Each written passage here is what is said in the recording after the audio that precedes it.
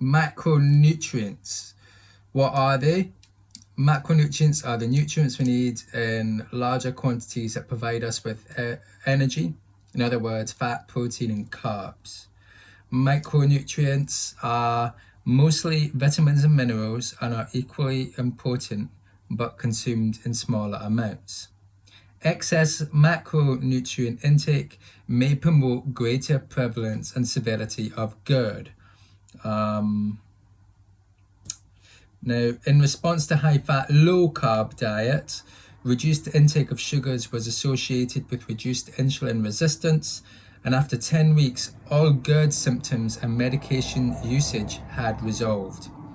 And the Mediterranean diet, which is a higher fat and low-carb diet, that is associated with reduced risk of cognitive impairments.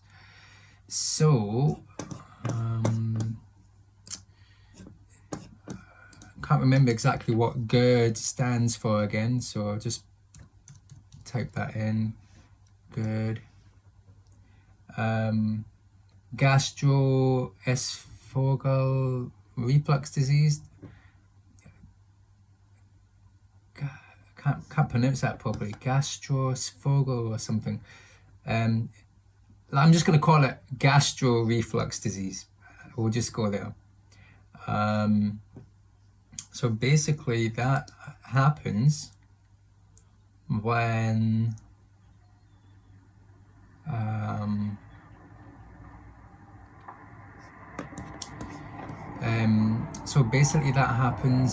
occurs when stomach acid repeatedly flows back into the tube connecting your mouth and stomach. This backwash, which is the acid reflux, can irritate the lining of your esophagus. Hopefully I'm saying that right. Let me know. Many people experience acid reflux from time to time. However, when acid reflux happens repeatedly over time, it can cause GERD. Most people are able to manage the discomfort of GERD and lifestyle changes and medications.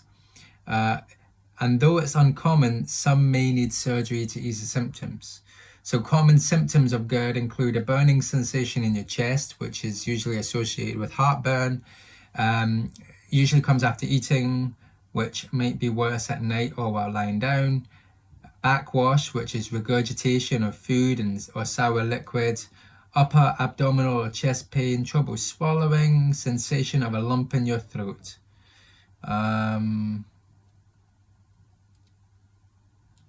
So yeah, it's important to seek immediate medical care if you have chest pain, especially if you have a shortness of breath or jaw or arm pain. These may be signs and symptoms of a heart attack. Make an appointment with your doctor if you experience a severe or frequent GERD symptoms. Yes. Okay. Now, let's go back to where I was. I'm on a research paper about Mediterranean diet, micronutrients and macronutrients, and MRI measures of cortical thickness. Yes. So yes, the Mediterranean diet is associated with reduced risk of cognitive impairment, but it is unclear whether it is associated with better brain imaging biomarkers. So the methods of the trial, among 672 cognitively normal participants, the mean age being 79.8 years old and 52.5% men, we investigated associations of the Mediterranean diet score and Mediterranean diet components with magnetic resonance imaging measures of cortical thickness for the four lobes separately and averaged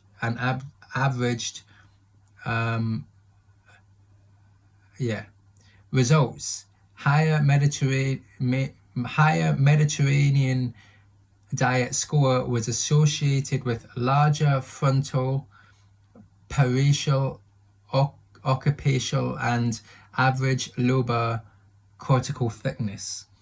Higher legume and fish intakes were associated with larger cortical thickness. So write that down. Higher legume and fish intakes were associated with larger cortical thickness.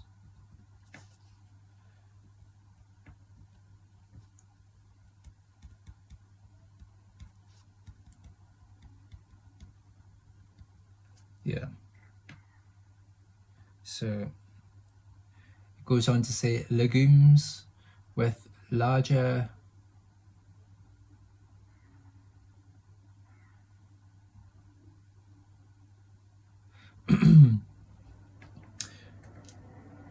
legumes with larger superior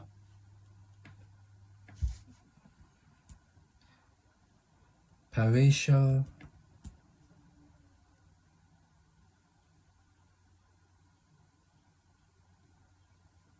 and fish with larger pecunis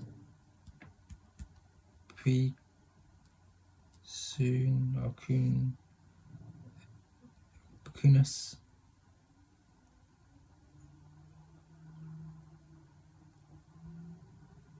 higher carbohydrate and sugar intakes were associated with lower internal cortical thickness. So that's the protective layer of, I think, fat that surrounds your brain. The thinner that is, the more prone we become to cognitive impairments. So, right. So higher carb and sugar intakes were associated with lower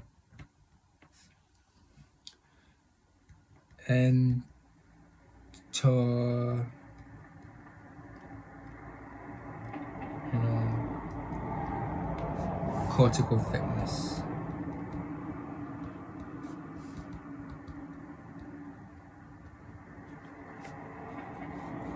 And then it goes on, discussion. In this sample of elderly persons, higher adherence to the Mediterranean diet was associated with larger cortical thickness, which means they've got elderly people who go on a Mediterranean diet have a higher chance of having a thicker cortical thickness, which is the protective shield around the brain. I think it's made of fat, because I think 60% of our brain by weight volume is fat. And when we're born as babies, we're born with a lot of fat, and it's that fat that the babies use as their method of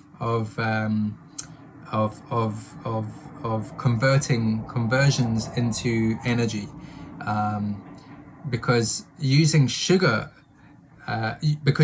fat as energy, it has been suggested that the brain doesn't age when we do that. Whereas when we're using a high carb diet, which means that we're also having high sugar, because carbohydrates are often broken down into simple sugars in the body,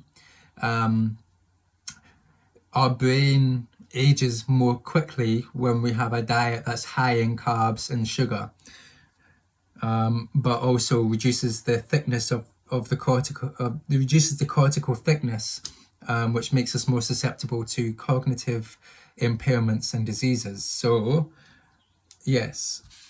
So, in the sample of elderly persons, higher adherence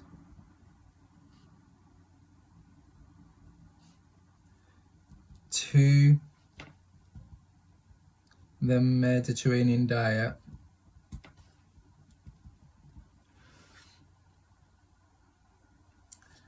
was associated with larger cortical thickness.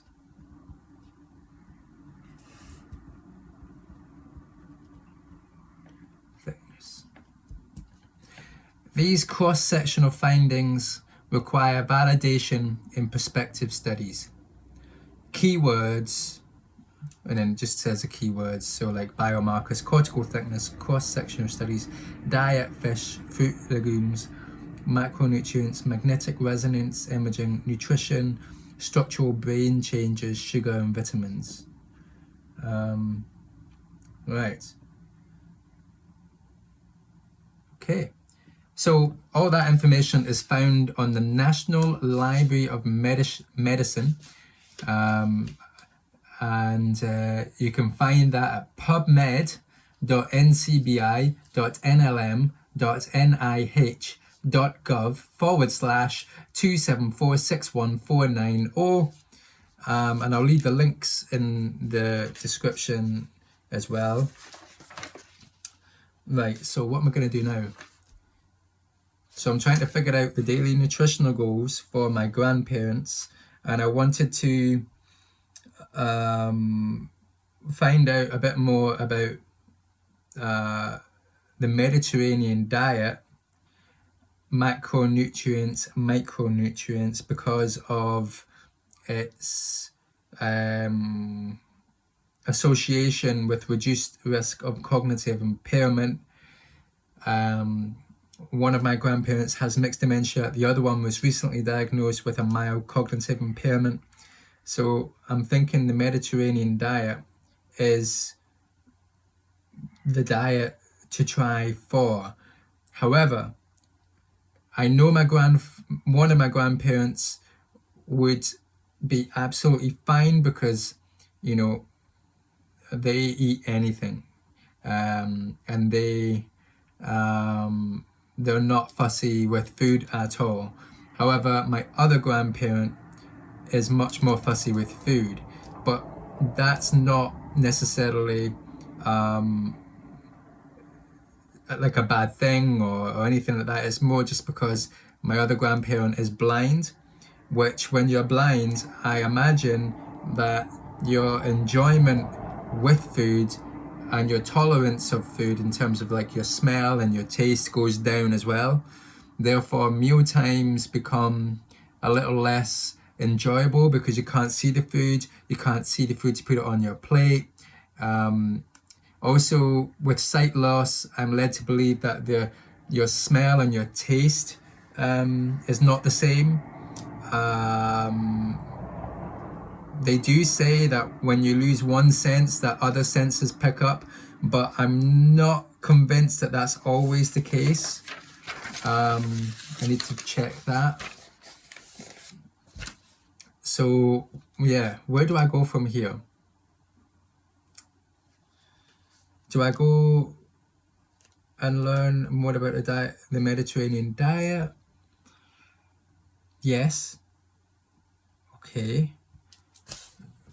I don't think I'll have a problem with adding or introducing the Mediterranean diet to one grandparent, but I think for the other grandparent, it's going to need to be introduced in stages. I think with the other grandparent, as well as introducing it in small stages, we will need to be there to help her with the taste and smell and touch of the food, because you don't want to introduce a diet and just leave someone to get on with it. You want to be there, be a source of encouragement, and be a supportive person who encourages the person to try the foods gently, and you want to sort of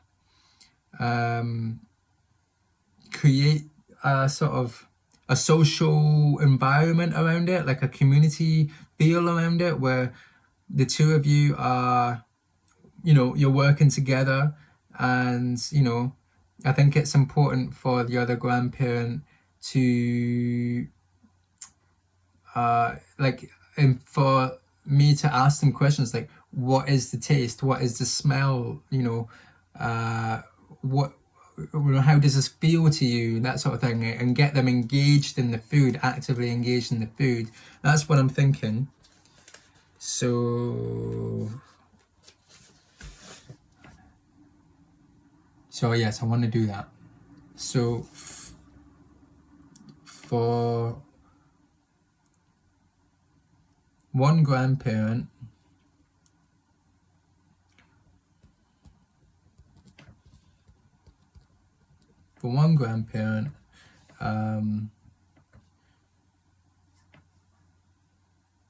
grandparent 1, introduction of Medi diets with minimal assistance required. But grandparent 2, the introduction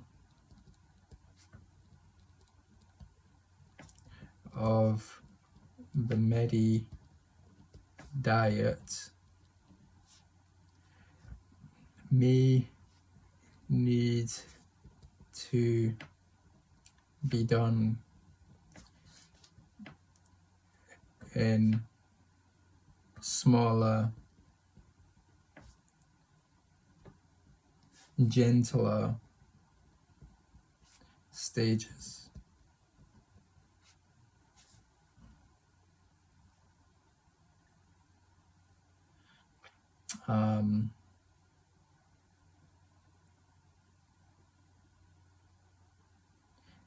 It needs to be a social event where both the carer and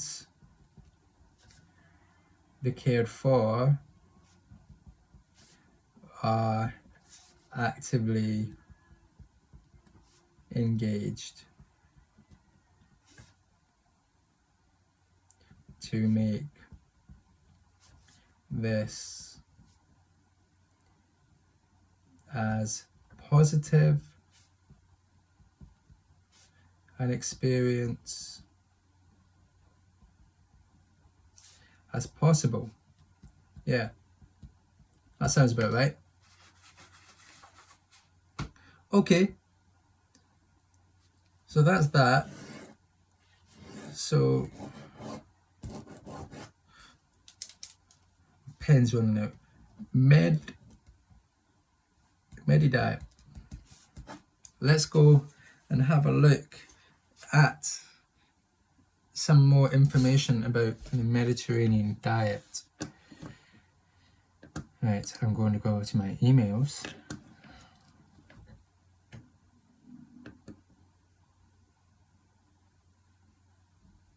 Right.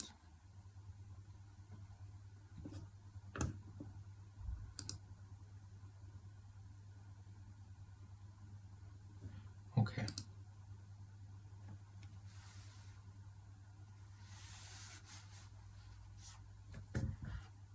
Wait for the computer to load.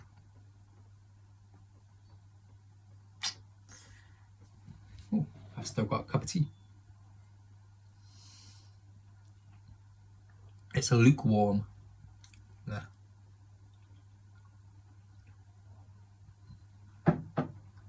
Right. Major benefits of the Mediterranean diet. Plus, how to follow it. Perfect. That's what we need. Right.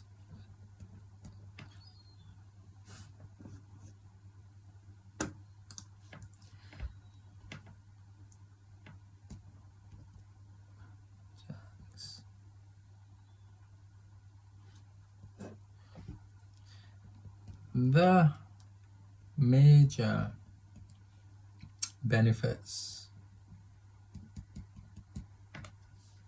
of the Mediterranean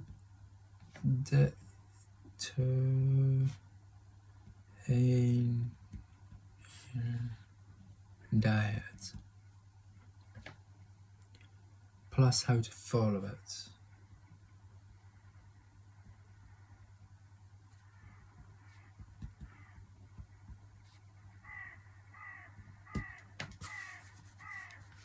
Right.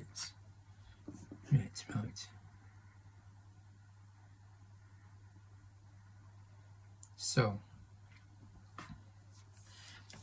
not only is the Mediterranean diet a tasty way to eat, drink, and live, but it's also a realistic and sustainable way to reduce disease-causing inflammation and to maintain a healthy weight.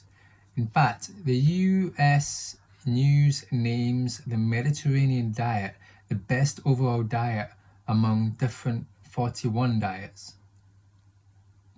For thousands of years, people living along the Mediterranean Sea have indulged in a high fiber diet of fruits and vegetables, along with legumes, whole grains, olive oil, fish, and herbs.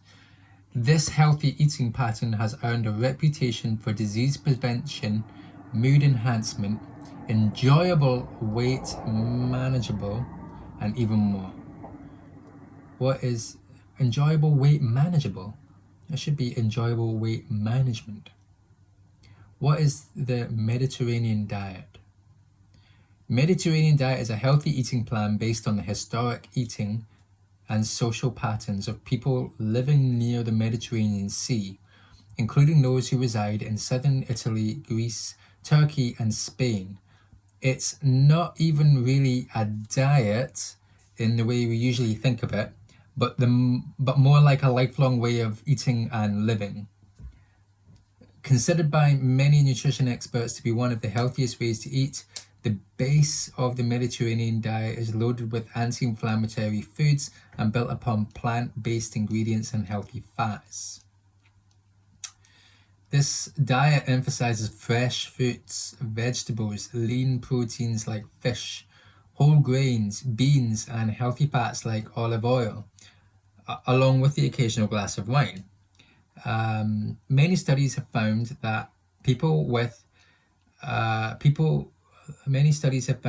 following Mediterranean diet are less likely to die of heart attacks, cardiovascular disease, stroke, dementia, and early death. It also seems to protect against depression, obesity, metabolic syndrome, type 2 diabetes, and certain types of cancer. The best part is, even with all these benefits, it still provides the opportunity for people to eat, drink, and be merry. Right. So,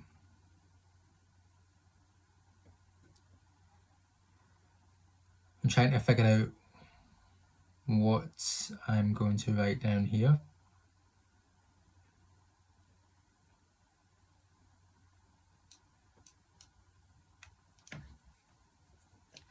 So, the Medi diet is a healthy eating plan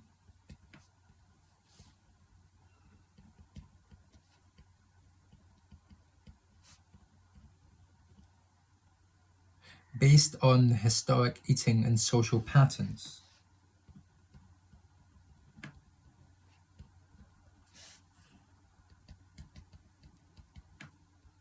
Eating and social patterns.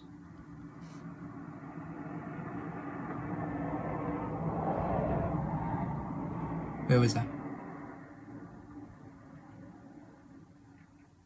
Of people living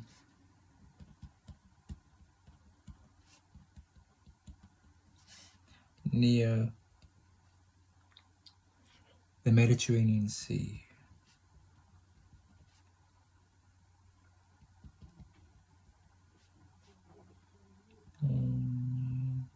Sea.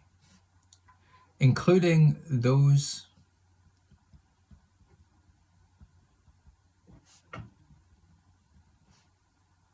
who reside in southern Italy,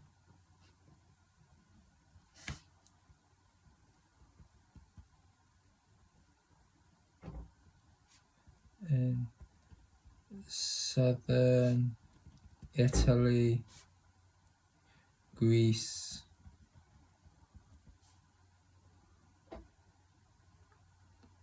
Turkey, and Spain.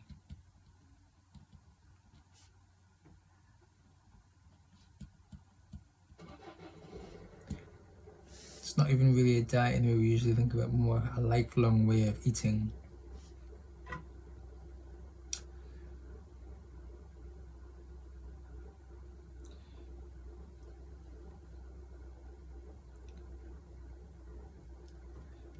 To them, it's not really a diet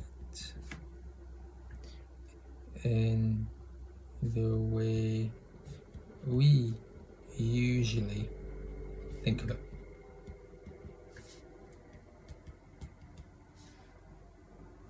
But more like a lifelong way of eating and living.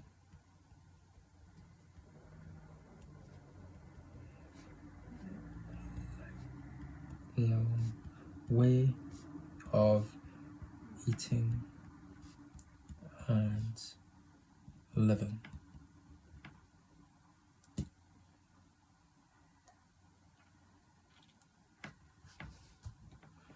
Considered by many nutrition experts to be one of the healthiest ways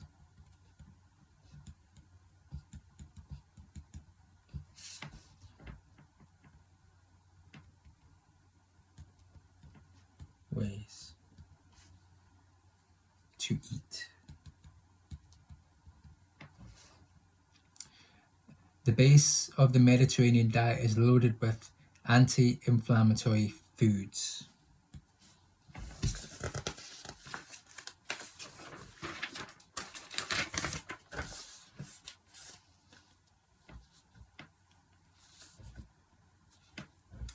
Loaded with anti-inflammatory foods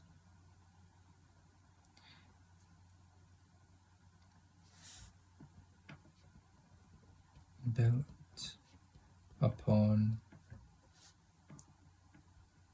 plant-based ingredients.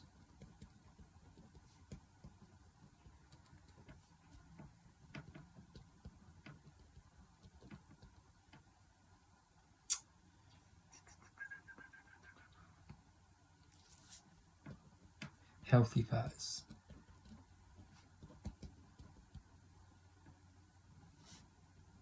Fresh fruit.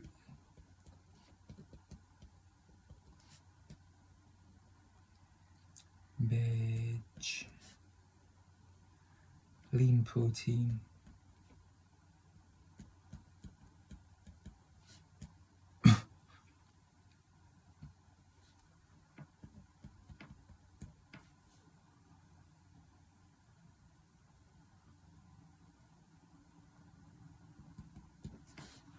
whole grain.